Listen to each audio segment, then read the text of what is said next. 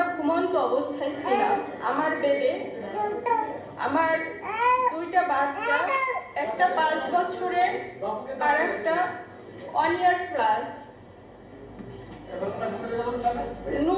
নূরের গলা ধরে শুয়েছিল ওর বড় বাচ্চাটা, যে বাচ্চাটা আজকে স্তব্ধ হয়ে গেছে। 25শে মার্চের কারো রাত গল্পে বই পড়েছিলাম ছোটবেলায়, যখন ঠিক ওই রাতটা যেন আমার জীবনে নেমে এসেছিল আমার সন্তানদের জন্য।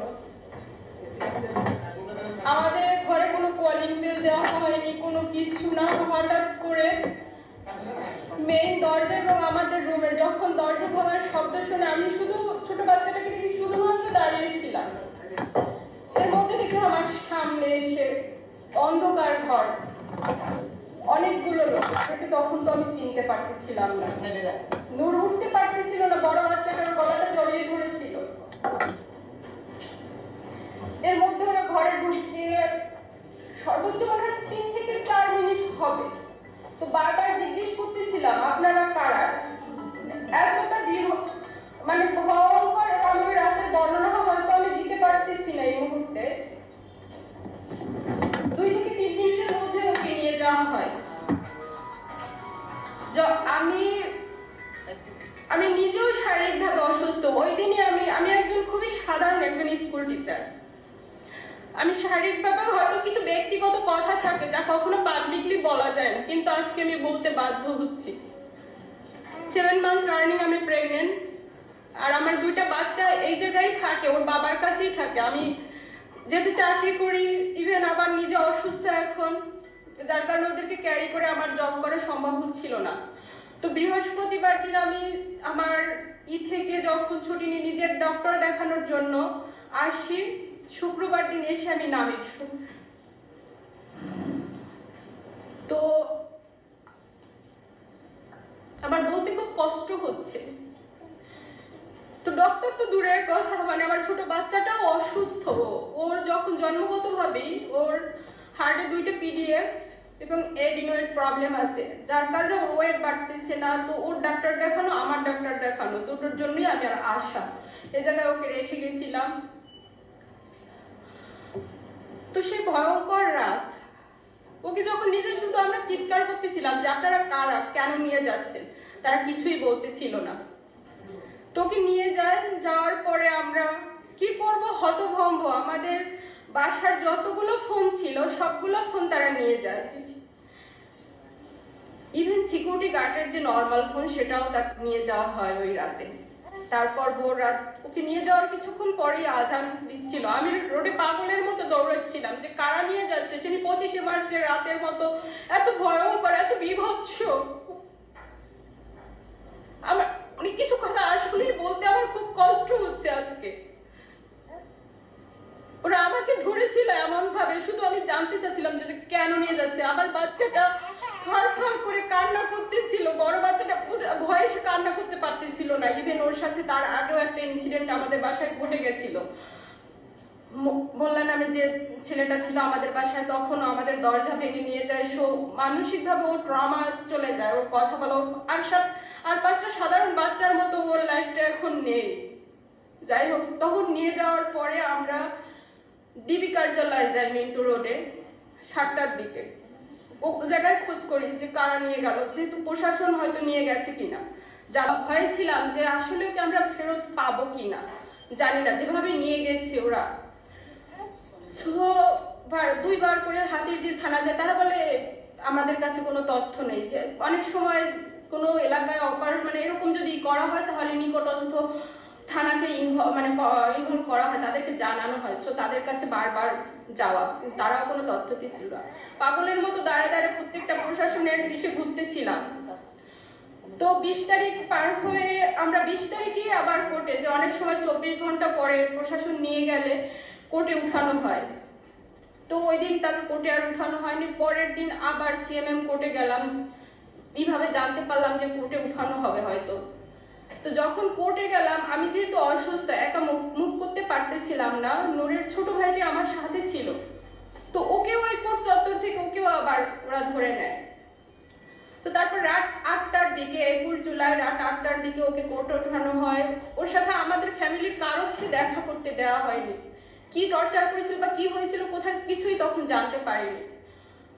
আইনজীবীদের মাধ্যমে জানতে পারি যে ওকে যখন কোর্টে উঠানো হয় ও নিজ মুখে মহামান্য আদালতকে ওর উপরে ওই নিখোঁজ অবস্থায় যে শারীরিকভাবে টর্চার করা হয়েছিল, প্রত্যেকটা নির্যাতনের মানে আঘাতের চিহ্ন সে নিজের টি শার্ট খুলে জজ সাহেবকে দেখিয়েছিলেন। কিন্তু তারপরেও তাকে আবার 5 দিনের রিমান্ড মঞ্জুর করে। তো ওকে ওই জায়গা থেকে রিমান্ডে আবার নিয়ে যাওয়া হয়।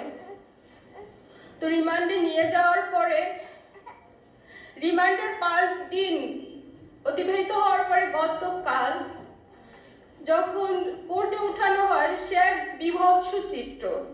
ও তো কোনো চোর ডাকাত নয়, ও তো কোনো খুনি নয়, ও তো কোনো জঙ্গি নয়, ও তো একজন ডাকসুর সাবেক ভিপি, ছাত্রদের হয়ে কথা বলছে।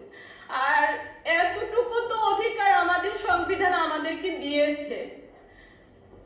নিজে পায়ে হেঁটে মানে ও কোর্টে উঠতে পারেনি, পুলিশের কাঁধে ভর দিয়ে তারপরে ওকে কোর্টে উঠতে হয়েছিল।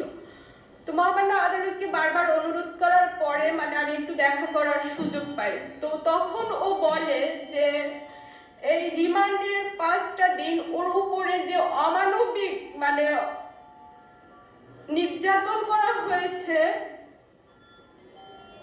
যেটা বলতে আমার মানে একটা মানুষের উপরে এরকম জানোয়ারের মতো আমি জানি না অন্য কোথাও হয় কিনা। আগে শুনেছি রিমান্ডে নেওয়া হয় জিজ্ঞাসাবাদের জন্য, বাট এতটা ভয়ঙ্কর ভাবে ওর উপরে অত্যাচার করা হয়েছে যেটা বলতে আজকে আমার হয়তো সন্তানদের সামনে ওরা এখনো জানে না। আমার বাচ্চাটা যখন আমি বের হই বাসা থেকে বারবার ও জিজ্ঞেস করে, মা তুমি বাইরে যাচ্ছ কেন, তুমি আমার বাবাকে নিয়ে আসতেছো না, বাবাকে ফোন দাও।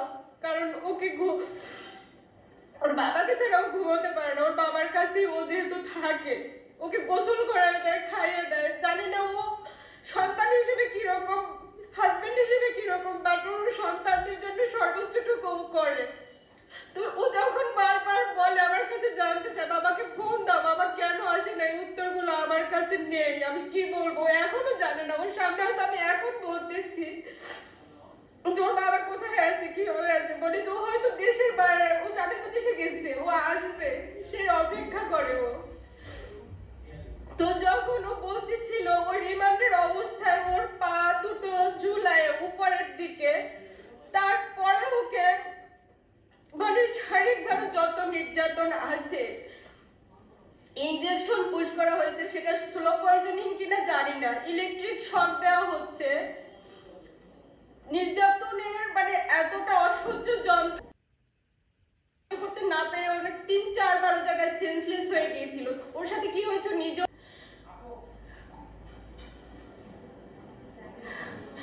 তো তারপরে মহামান্য আদালতকে এটা বলা হয় যে ওকে অন্তত চিকিৎসার মানে একটা মানুষ এতটা শারীরিকভাবে নির্যাতন, তো ওই জায়গাটায় ভয় পাচ্ছি যে আমার স্বামীকে অন্তত এই জায়গাটাতে চিকিৎসার ব্যবস্থা করে দেওয়া হয়, ও যেন সুচিকিৎসাটা পায়। আর বারবার যদি এরকম একটা মানুষকে রিমান্ডে নিয়ে এরকম নির্যাতন করা হয়, ও তো কোনো অন্যায় করেনি, ও তো কোনো অপরাধ করেনি, ও তো কোনো ভাঙচুরের সাথে জড়িত নয়, ও শুধু নৈতিকভাবে ও তো ওই ডাকসুর থেকে উঠে আসছে, ওই ছাত্র আন্দোলন থেকে 2018 ছাত্র আন্দোলন নেতৃত্ব ও দিয়েছিল, সেই জায়গা থেকে ও একটু হয়তো সাপোর্ট মানে নৈতিকভাবে সে সাপোর্ট করছে ছাত্রদের এই আন্দোলনটা, বাট ও তো এই সন্ত্রাসী কার্যক্রমের সাথে কোনোভাবে জড়িত না।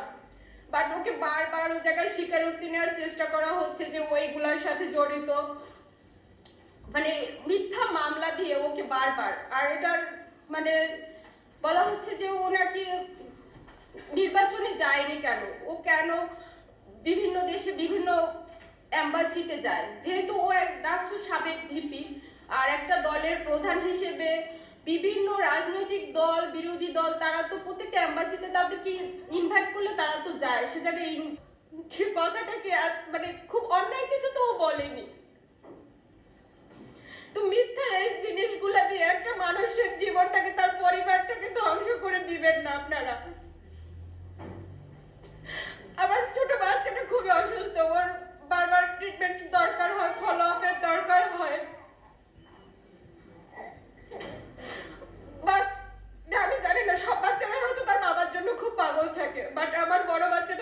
বলে, মা তুমি রাগ করো না, আমি তো আমার বাবাকে বেশি ভালোবাসি। তো এই জিনিসগুলো আমার নিতে খুবই কষ্ট হচ্ছে। ও ঘুমায় না, বাবা কখন আসবে, প্রতিদিন ওর অপেক্ষা, রাত যতটাই হোক খুব রাত জাগে ও ওর বাবার জন্য। বাবা যখন আসবে তখন সে ঘুমাবে বাবার সাথে। তা আপনাদের কাছে মাধ্যমে শুধু আমার করজোর অনুরোধ, প্রয়োজনে রাজনীতি করতে আমার হাজবেন্ডকে আমি দিব না, শুধু আমাদের কাছে ফেরত দেওয়া হোক ওকে। ও তো কোনো অন্যায় করেনি, ও তো কোনো অপরাধ করেনি, এতটুকুই শুধু বলা। ওর শারীরিক ভাবে যে নির্যাতন করা হচ্ছে, যেন চিকিৎসার ব্যবস্থাটুকু করা হয়, ওকে যেন একটা চিকিৎসা সেবাটা দেওয়া হয়। ওকে বারবার মানে নির্বাচনের ওর মেইন এটাই হচ্ছে, তারা বারবার বলছে যে বারবার তাকে নির্বাচনে নেওয়ার চেষ্টা, বাট সে যায়নি কেন, সে অ্যাম্বাসিতে যায় কেন।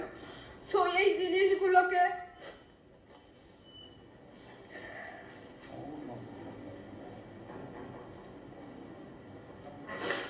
আপনাদের মাধ্যমে বারবার উপরে যারা আছেন তাদেরকে বা যারা সাধারণ তাদেরকে শুধু আমি এতটুকুই অনুরোধ করার জন্য এই জায়গায় আমার আশা। আর আমার কোনো কিছুই মানে বলার নেই, শুধু ওর উপরে নির্যাতনটা বন্ধ করা হোক, ওকে আমাদের কাছে ফেরত দেওয়া হোক। আমার সন্তান আমাদের জীবন থেকে এই সময়গুলো কেড়ে না নেওয়া হোক। আমার সন্তানদের স্বাভাবিক লাইফটা যেন আর 5টা বাচ্চার মতো যেন ওরা বড় হতে পারে, ওদের যেন এই মানসিক ট্রমার মধ্যে দিয়ে ওকে আর যেন না যেতে হয়। আর 5টা বাচ্চার মতো মিশতে পারে না সব। তারপরেও এই সেই মোল্লাকে যখন ধরে নেওয়া হয় ও পুরাই মানে ভেঙে পড়ে। ও পুলিশ দেখলে এতটা ভয় পেত, মানে পুলিশের কাছে যেত না। যদি একটা গাড়ির শব্দ শুনে বাইরে বের হয় সে দৌড়ে চলে আসে। পুলিশ যেন ওর কাছে একটা আতঙ্কের নাম হয়ে দাঁড়িয়েছে। একটা বাচ্চার জন্য যখন একটা পুলিশ সম্পর্কে এইরকম ধারণা নিয়ে সে বড় হবে, ওর স্কুলের টিচাররাও বলে ওরা 5টা বাচ্চার মতো সবার সাথে মিশতে পারে। ওর ভিতরে যে একটা আতঙ্ক ঢুকে গেছে সেটা ও মানে সেটাকে তোকে আমি সাইকোলজিক্যাল কাউন্সিলিংও করানোর জন্য আমি ওকে ডক্টর দেখাচ্ছিলাম। তারপরে অনেকটা ইমপ্রুভ হচ্ছিল। এর মধ্যে আবার এই ইনসিডেন্ট, জানি না ওকে আমি আবার স্বাভাবিক লাইফটা ওর ফেরত দিতে পারবো কিনা। তো আপনাদের মাধ্যমে আমি শুধু বারবার অনুরোধ করতেছি আমার হাজবেন্ডের উপরে নির্যাতনটা যেন বন্ধ করা হয়। এই নির্যাতনটা শুধু বন্ধ করেন, ওকে আমাদের কাছে আমাদের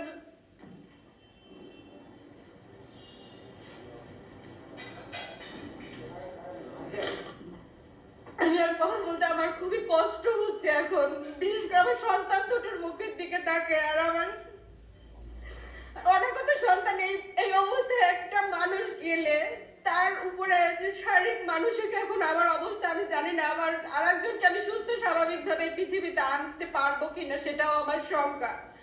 আমার নিজের মানে ডায়াবেটিক্স, হাই লেভেলের ডায়াবেটিক্স, ইনসুলিন নিতে হয়। তো এই দৌড়ি মানে ওকে এখন একটা মানে কোটপাড়ায় যাওয়া বা জেলখানায় যাওয়া একটু খোঁজ নেওয়ার মতো একটা মানুষও আমাদের এখন নেই। ছোট ভাইটা ছিল, ওকেও ধরে নিয়ে যাওয়া হয়েছে যেহেতু। এখন এ সম্পর্কে আমার শ্বশুর নূরের বাবা একটু বলবেন। তো আপনাদের মাধ্যমে আমি শুধুই অনুরোধ যেন একটু মানে করা হয়, যেন উপর মহল যারা আছেন ওর উপরে নির্যাতনটা যেন আপনারা আর না করেন।